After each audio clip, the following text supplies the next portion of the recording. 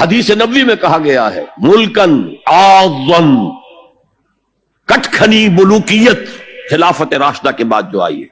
یہ حدیث ہے، بہت اہم ہے. مسند احمد ابن حنبل رحمت اللہ علیہ عن النعمان ابن بشیر رضی اللہ تعالی عنہ، حضور نے فرمایا تکون فیکم نبوت ما شاء اللہ ان تکون ثم یرفع اللہ اذا شاء یرفعها. نبوت تمہارے مابین موجود رہے گی جب تک اللہ چاہے گا کہ موجود رہے، پھر اللہ اس نبوت کو اٹھا لے گا جب چاہے گا. یعنی میں موجود رہوں گا تمہارے مابین جب تک اللہ چاہے گا، پھر اللہ مجھے اٹھا لے گا، میرا انتقال ہو جائے گا. ثم تکون خلافت علی منہاج النبوہ، پھر ایک دور ہوگا خلافت کا جو عین نبوت کے نقش قدم پر ہوگی.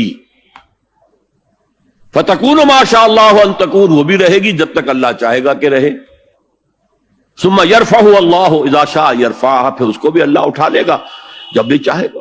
ثم تکون ملکن عاضا، پھر ایک دور آئے گا کٹ کاٹ کھانے والی، عضا یا عضو کہتے ہیں کاٹنا، پھر وہ کاٹ کھانے والی ظالم حکومت، ملوکیت، ملکن ملوکیت کا دور آ جائے گا.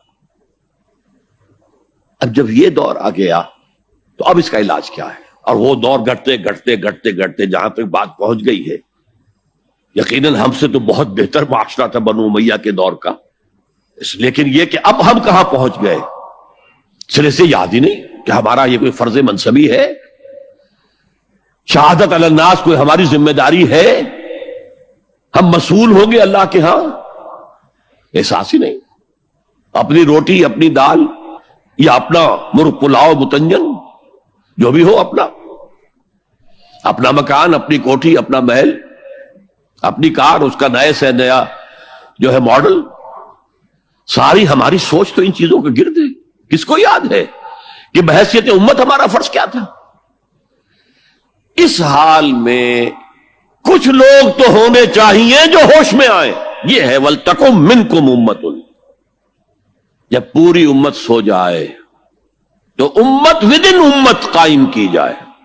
ایک بڑی امت ہے امت محمد، جو بالفعل امت کی حالت میں نہیں ہے، جو وحدت امت کا سب سے بڑا خودی خواہ ہے. اس کا قول میں آپ کو سنا چکا ہوں. At present there is no Muslim ummah. Instead we have a number of Muslim nations. And today we have a number of Muslim countries. That's all. امت کہاں ہے؟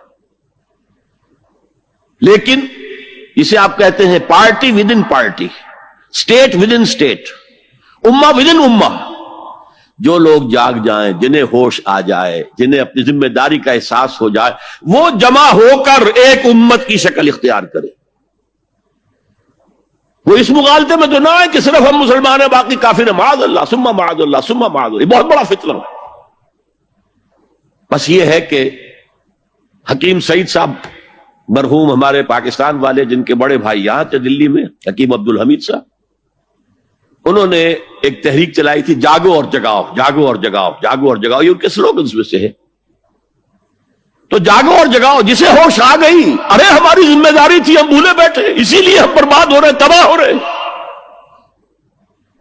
تو دوسروں کو بھی جگائیں، دوسروں کو بھی یاد دلائیں، اور مل جل کر ایک امت بن جائیں. ہم مقصد لوگ، یہ امت جو ہے اس کا جو کوئی ایک مقصد ہے ہی نہیں سرے سے. زندگی برائے زندگی ہے، اب زندگی کسی مقصد کے لیے تو ہے ہی نہیں. بالکل جس طرح حیوان جیتے ہیں زندگی تو وہ بھی گزارتے ہیں، لیکن ان کی زندگی کا مقصد کوئی نہیں.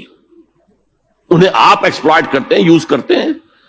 گھوڑے کو باندھ لیا بگی کے اندر، ٹانگے کے اندر، بیل کو جوت لیا اپنے حل کے اندر، آپ استعمال کر رہے ہیں. ان کی زندگی کا تو کوئی مقصد نہیں. آج ہمارا حال یہ ہے، ہماری زندگی کا کوئی مقصد نہیں. لیکن جو جاگ جائیں، جنہیں احساس ہو جائے، جو محسوس کر لے کہ یہ ہماری اجتماعی ذمہ داری ہے، اور اسی کو پورا کرنے نہ کرنے کے باعث ضربت علیہم الذلۃ والمسکنۃ وباؤوا بغضب من اللہ کی صورت جو کبھی یہود کی تھی وہ آج ہماری ہو چکی ہے. جو جاگے وہ دوسروں کو جگائیں، مل کر ایک امت بنائیں.